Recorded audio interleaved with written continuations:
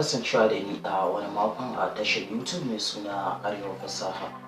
So abinda za mu kera a wannan makon shine za mu samar da nau'ukan soldering guda biyu, wanda guda ɗayan zai kasance na amfani da wuta ne, guda ɗaya kuma zai kasance na amfani da batir. So idan kai sabon zuwa ne a YouTube channel mai suna Arewa Fasaha, ka kuma ka danna subscribe sannan kuma ka ba mu like, saboda duk bayan kowane mako za mu riƙa haɗewa a tare da kai muna kera abubuwa kamar irin haka. So abinda za mu fara da shi shine bari mu fara da ainihin soldering wanda yake amfani da ainihin wuta, daga baya sai wanda yake amfani da batir. So abu na farko da za mu fara yi shine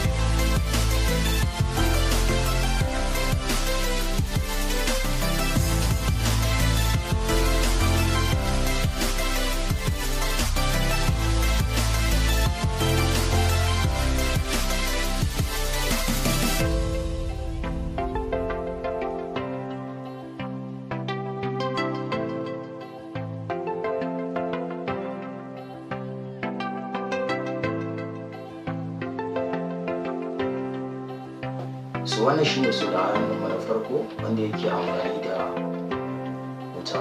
So yanzu abinda za mu yi shine za mu kera wanda yake amfani da batir.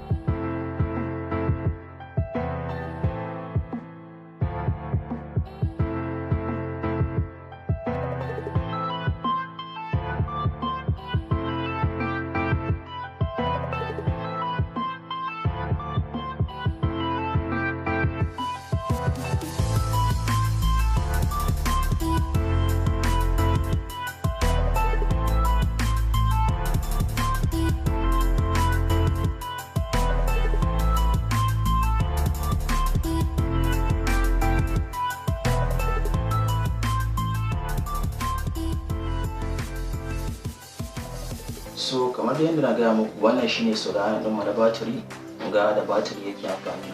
So wannan kuma shine wanda yake amfani da ta da charger. So kuka mata ka danna subscribe sannan kuma ka ba mu like, wanda yanda na gaya muku, saboda duk bayan kowane mako mu rika haɗewa a tare da kai. Sannan kuma idan kana da abin da zaka ce, so zaka iya ajiye comments naka a ƙasa, sai na ga ku a mako na gaba.